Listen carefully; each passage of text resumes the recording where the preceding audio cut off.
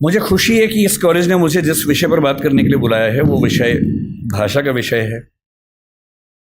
भाषा को लेकर मेरी राय का जिक्र परिचय में हुआ ही है। मैं ये मानता हूँ कि हर भाषा आत्मा की भाषा नहीं होती है, भाषाओं के बहुत सारे काम होते हैं। अंग्रेजी भी मेरे लिए बड़ी प्रिय भाषा है, हिंदी प्रिय भाषा है, सारी भाषाएं प्रिय हैं। मैं उन लोगों में नहीं हूँ जो किसी एक से प्रेम करने के लिए बाकी सबसे नफरत करना पसंद करता हूँ। मैं सबसे प्रेम करना पसंद करता हूँ और उसमें हिंदी मेरी मातृभाषा है। तो जो प्यार माँ से होता है वो हिंदी से है। ये कहने में मुझे दुनिया के किसी भी मंच पर ना संकोच है, ना झिझक है, ना कोई भय है।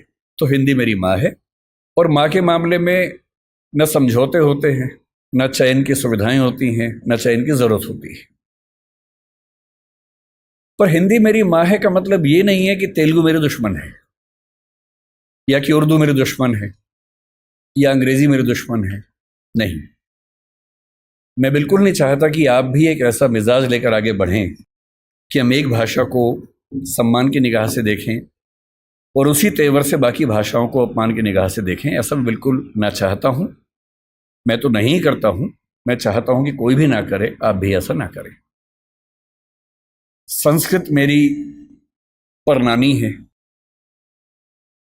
संस्कृत की बेटियां अपभ्रंश हुई, प्राकृत हुई। उनकी बहुत सारी बेटियों में एक बेटी का मैं बच्चा हूं, उसका नाम हिंदी है। उसी अपभ्रंश प्राकृत की बहुत सारी बेटियों में मराठी भी है, गुजराती भी है, पंजाबी भी है, बांग्ला भी है, असमिया भी है, ओडिया भी है। और उसी नानी के पड़ोस के परिवार की और जो बच्चियां हैं उनमें तेलुगु, तमिल और मलयालम, कन्नड़, ये सब भाषाएं भी हैं। और इन नानी के समय में इन सब भाषाओं में बहुत अपनत्व था, बहुत सहयोग था।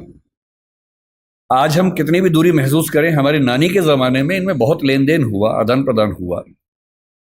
और इसलिए जब आप मलयालम सीखेंगे या तमिल सीखेंगे तो आप बड़ा आश्चर्यचकित हो जाएंगे कि कई बार संस्कृत के शब्द एज इट इज़ आपको उन भाषाओं में मिलते हैं और आपको समझ में आता है कि एक पीढ़ी का अंतर नहीं है। थोड़ा और पीछे जाएंगे तो कई पीढ़ी पीछे हमारी बड़ी गहरी दोस्ती रही है, ताल्लुकात रहे हैं।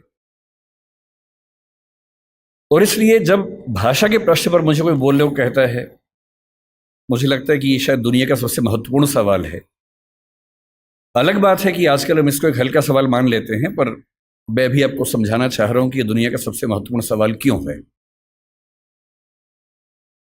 हिंदी दिवस के दिन एक परंपरा है कि हम आमतौर पर भावनात्मक मुहावरों से बात करते हैं। आज सुबह से मेरे पास 8-10 मैसेज आ चुके हैं जिन सब में एक वाक्य लिखा है कि हिंदी भारत माता के माथे की बिंदी है। हर साल ये मैसेज आता है। अच्छा मैसेज है, पढ़ के अच्छा लगता है। पर मैं चाहता हूं कि हिंदी समाज हिंदी माथे की बिंदी से आगे बढ़कर कुछ और मुद्दों पर बात करे। केवल उन भावनाओं में डूब के बात करना काफ़ी नहीं है, उससे कुछ आगे निकलना ज़रूरी है।